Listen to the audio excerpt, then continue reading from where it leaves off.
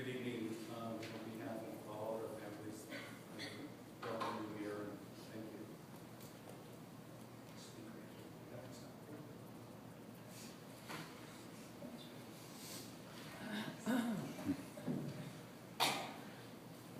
Can you hear me?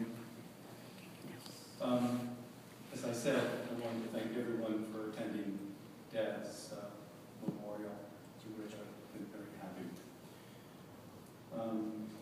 85 years ago, Dad was born into a family that was poor.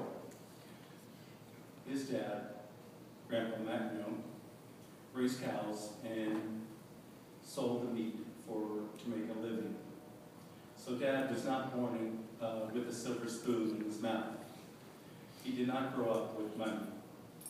He worked hard for everything he needed.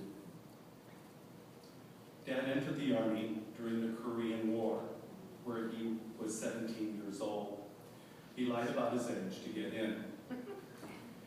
I remember seeing a photo of Dad sitting in an Army Jeep, looking cool. He married our mom, Mickey, wearing his Army dress uniform that he had dyed black, so he could wear something formal. After the Army, he started working as an orange picker. Not that many jobs were available at that time, even with a high school diploma. During that time, Hispanics were discriminated against, so jobs didn't come easy. He used to tell us that he worked all day and played at night because he was the best. That wasn't good enough for Dad, though.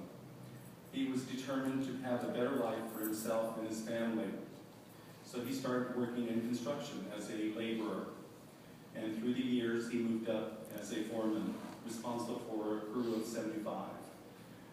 The largest crew the company had at that time. Still, he would tell us that he wanted more for his family. The American dream, a home and a better job. So he started his own company. I remember that he worked long hours, and work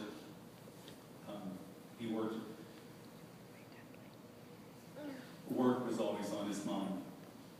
His personal drive for perfection was in his blood. The drive had an impact on his business because it was successful.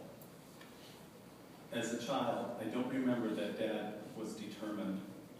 It was not until I was adult that I began to hear his story and the numerous lessons about doing your best and using your brain instead of your body. I finally came to really understand that the gift that he gave us was his work ethic.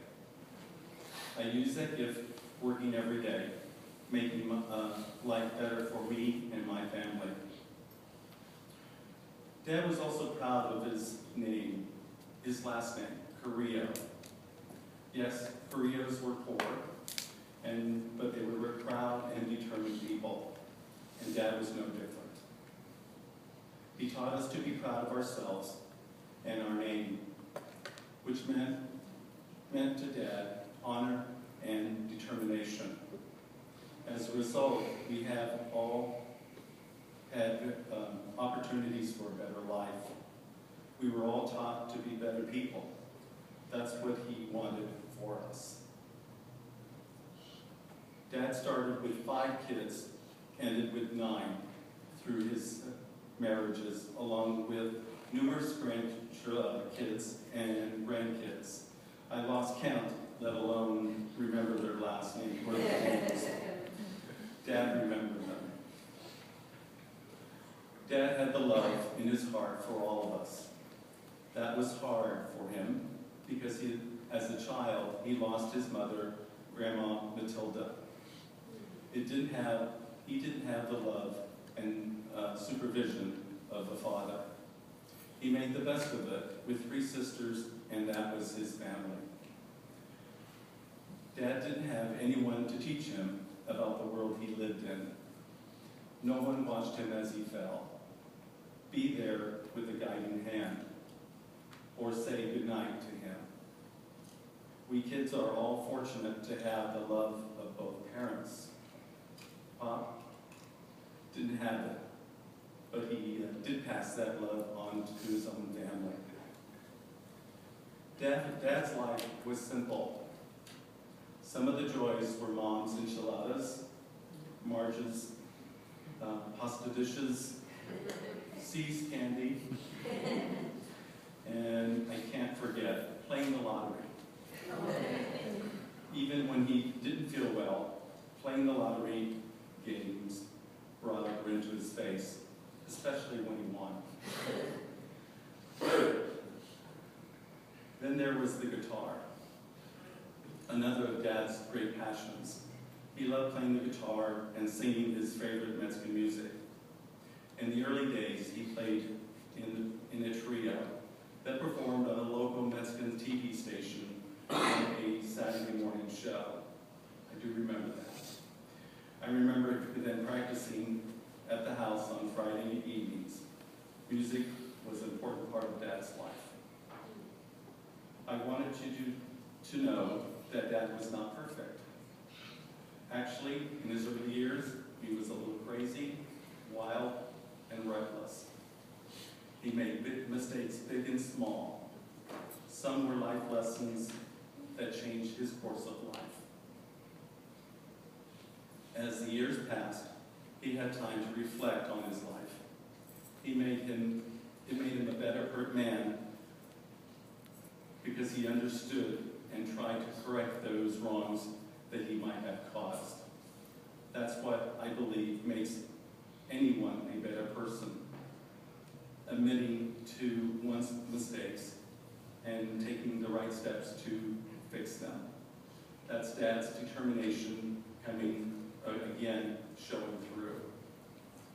In the past several years, Dad would get sick and he would tell me that he just needs to get over this or that health issue and he'd be fine. He would call those health issues humps he needed to get over. Unfortunately, his illnesses came faster and frequently in the recent years. Towards the end, there was a lot of physical pain. Now, while we miss him terribly, we know he is at peace and pain-free. Dad, you may not be here in body, but we know that you are here in spirit. We feel your presence around us, and we will carry on your traditions of a better life and keep our name up high, as you would have wanted. Dad, we love you, we miss you, and no regrets.